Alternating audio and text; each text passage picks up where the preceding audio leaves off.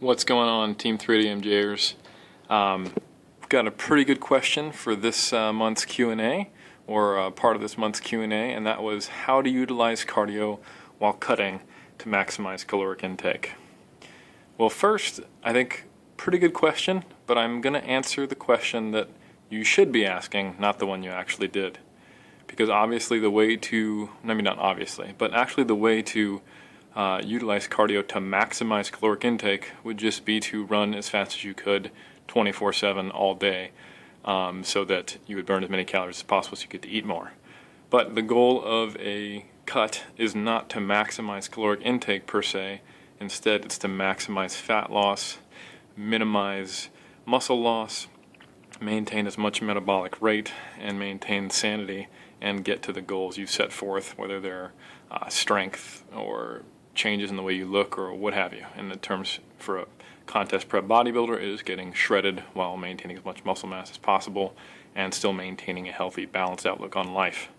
So, while the question was how do we utilize cardio while cutting to maximize caloric intake, let's talk more about how do we utilize cardio just to maximize cutting as far as under the context of those goals. So, a couple things that we need to consider here. First of all, is going to be your metabolic rate, okay? So if you have a very slow metabolic rate, meaning that you don't burn a lot of calories, that means for you to effectively drop body fat, you would have to be very low in terms of your calories that you are intaking, and that can sometimes wreak hell on you mentally and also degrade performance in the weight room. So you may find that if you have a slow metabolism, it's better to do more cardio. Likewise, people who are just smaller and just weigh less are not going to burn as many calories as someone who weighs more. So when you have a small person, either like a lightweight competitor or a female, sometimes you'll have to do more cardio to get an appreciable rate of weight loss for the time frame and how lean you need to be. Another thing to consider is the actual burn. You know, a lot of the times, especially with our athletes, we like to recommend a certain number of calories burned. A couple things to consider here. First off is that calorie counters, even heart rate monitors and online tables are only so accurate. So they're probably not giving you the actual burn. However, if you use the same heart rate monitor or the same online calculator or the same machine that spits out a calorie number, it's going to give you a consistent one. So it's more about tracking a consistent number so that you know if you add calories burned or reduce calories burned from cardio, that you are making the same relative change. Another thing to consider is that if you add 800 calories of cardio to your expenditure for the week, even if it was actually 800 calories, that doesn't mean it's 800 additional calories. Because remember, cardio takes time. So if you spent, let's say, 60 minutes burning 400 calories, you also have to consider is what would you have been burning during those 60 minutes normally? Most of the time, if you're just sitting and doing a desk job and you're an average-sized person, you're probably burning about 1.5 calories to 2 calories per minute if it's a very sedentary desk job. And if you're moving around or just kind of going around your daily life, you might be burning like 3 calories per minute or something like that. So in actuality, you might be burning 100 calories in that hour. So if you're going from burning 100 calories to 400 calories in an hour, it means you've only actually added 300 calories to your burn. So that's why just doing a bunch of cardio doesn't always, add up the same way in terms of calorie expenditure when you just reduce your diet. Because your diet, you're just taking away. You're not just going from a lower burn rate to a higher burn rate. Another thing to consider is your time frame. There's a lot of talk about how much cardio you should do or what type and all that, but sometimes you are a slave to the time frame. If you are 12 weeks out from a show and behind, you will probably be doing what might be considered a too high amount of cardio just because you got to play catch up, and in the end you got to get on stage. So another thing to consider is how much time do you have and how much weight loss do you have that you need to accomplish. And if you have a lot of weight, not much time, one of the things you might have to do is increase your cardio. I find HIIT is a great way to play catch up. Another thing that I talked about was maintaining muscle mass, and there's the issue of what's called quote unquote interference. And if you were to look at some of the studies online, in some of the journals and meta-analysis, you would find that lots of cardio and endurance training appears to interfere with the rate of progress at which you can gain strength, power, or muscle mass. You guys also might have heard Lane Norton and a few other guys talking about how low-intensity cardio will cause adaptations we don't want. Like you don't want to look like a endurance runner versus a sprinter. So maybe we should be doing only high-intensity work, since that's very similar to weight training and other things like that. A couple things we're gonna talk about here, and I'm gonna go ahead and just bring the camera onto me so we can kind of address this. A couple things.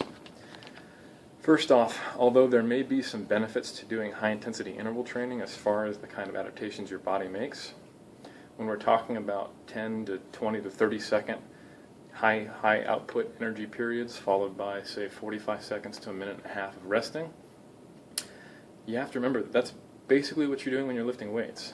So a lot of those adaptations that we think might be new from doing HIIT are already occurring if you're lifting weights 3, 4, 5, 6 times a week. Because what is a 12 rep max set, if not a high intensity interval, that takes about that amount of time and then resting about 60 to 90 seconds and then doing it again? Something to consider there. Also, all of the studies on interference have not been done on low intensity steady state cardio. They've been done on endurance training. So unless you're actively going out there and doing endurance training for the purpose of increasing your endurance like you're an endurance athlete, you may not be actually creating interference. I think most bodybuilders who I see traditionally, they will walk on a treadmill at an incline at a speed of like 3.5 or 4 while watching SportsCenter. That's certainly not endurance training, okay? So while I definitely would not recommend going out and running a marathon while you are, training for a bodybuilding show as your method of doing cardio, it doesn't mean that you can't walk at a slightly fast pace while you're watching, TV to burn calories. That kind of low-intensity cardio is below the threshold at which you will make an endurance adaptation, and that's the whole thing that interference is. Interference is just simply an adaptation that is counter to the one you are trying to get. So if you want, more fast-twitch muscle fiber growth, larger muscles, and anaerobic power, then doing aerobic work and training your slow-twitch fibers may cause an issue. But walking on a treadmill at a slow pace is not necessarily training your slow-twitch fibers in the first place. So I would say low-intensity steady-state cardio, not an issue. That's just calories burned. You do that every time you walk the dog or go up a flight of stairs. So you don't need to avoid that while you're doing prep, just like you don't need to avoid slow, low-intensity steady-state cardio. So maybe we should avoid moderate-intensity steady-state. Maybe you shouldn't be going out and jogging and running or doing stuff like that. And there is evidence to say that going out and running at a moderate intensity will interfere with your strength training adaptations. So I would say interference is something to think about, which means you probably want a blend of high-intensity stuff, like your GPP, your HIIT, kettlebell work, your CrossFit-y style kind of circuits, however you want to do it. And then also maybe some low-intensity, just calorie burning. Don't even call it cardio, just call it calories burned, okay? Back to what we were talking about. So, met rate, actual burn, time frame, interference, moving on. Then we have to think about logistics. The reality is you only have so many hours in a day. You only have so much time, and you have to think about how do you want to place your cardio and when do you want to do it. A couple things to think about. You probably don't want to do a lot of cardio right before you weight train. You don't want to go into weight training being fatigued. And if you're going to be doing significant cardio, you might want to think about doing it on your off days, just so you have more time to recover. That said, if you're doing HIIT, and let's say it's very lower body intensive and it makes your legs very sore, if you're training legs once or twice a week, if you train it on an off day, you will essentially be making your legs sore 3 times in a 7-day period. So you might want to consider just tacking a HIIT onto the end of a leg day. Yes, it will be brutal, but you'll have a full 3-4 days for you to recover before you have to train legs again. So that's something to think about. Also, if you're just searching for a certain amount of calories burned, nothing wrong with just tacking on a 10-minute warm-up before you work out and a 10-minute cool down. If you don't have to do HIIT and you're just doing a low-intensity steady state, you can throw in little bits of cardio all over the place to try to get to your target calorie burn, and it really doesn't feel like added additional time to your day where you lose time. 5 workouts a week, 2 10-minute periods each time you do that, before and after your training, and you've racked up 100 minutes of cardio over the week. And then I think I just kind of covered the HIIT versus LISS versus miss. HIIT stands for high intensity interval training, LISS stands for low intensity steady state, and miss is moderate intensity steady state. And my opinion is that probably most bodybuilders should be doing a mix of these two. Okay? This really, just think of it as calories burned. You're walking the dog, you're going up a flight of stairs. Really, that's no different intensity than if you got on a treadmill and walked at 3.5 or 4 and watched SportsCenter. That's just extra calories burned. I think plenty of that is fine, okay, because you're just going to see a degradation in the amount of calories you burn in spontaneous activity anyway. Your NEAT is going to go down. And just replacing that with extra activity is fine, because activity and exercise are not necessarily the same thing. So LISS, not endurance training. So I would say not a whole lot of miss. HIIT, good stuff, okay? But remember, the first 2 letters mean high intensity, which means you need recovery. Some people will do HIIT so much to the point that they are basically adding the same kind of recovery component needed from a weight training day. Just like you wouldn't train the legs 5 times in a week, maybe you shouldn't do 2 weight training sessions and then 3 or 4 HIIT sessions in a week where you're hitting your legs very hard. You might be constantly sore. If you're not choosing the right kind of modality, you might find you run into issues with the hip flexor, with the calves, with the hamstrings. Not everybody has the best gait these days anyway. Foot pronation, anterior pelvic tilt. So if you're doing the wrong kind, not the wrong kind, but if you're doing a HIIT that has a lot of impact or joint soreness related with it, or it challenges your postural control, you can start running into overuse injuries. So if you're going to do HIIT, I would advise using modalities that have low impact and also don't create a lot of isolated joint soreness. In fact, one thing I like to do is just grab an empty bar, or if you have access to Olympic plates and a training bar, you can put, say, just like a 5-kilo bar with 5-kilo plates on the side, and you can do barbell complexes. So you would do like 5 bent over rows, 5 RDLs, 5 power cleans, 5 push presses, 5 front squats, drop the bar, and then you can rest for about 2 to 3 times the amount of time it spends you to do the really light weightlifting. Rinse and repeat until 20 minutes goes by, and boom, you've done your HIIT. There's not going to be any isolated soreness because you're only working for 5 reps with a weight that's about 40 to 50 pounds. You burn a lot of calories, full body movement, and it's fun. It's weightlifting. You're not on the hamster wheel. And it's going to be doing the same thing, but avoiding any isolated muscle soreness and joint stress compared to other forms of HIIT like sprinting. Okay? So, to recap, we don't really want to maximize caloric intake via cardio. Cardio is there to complement the amount of caloric restriction we need.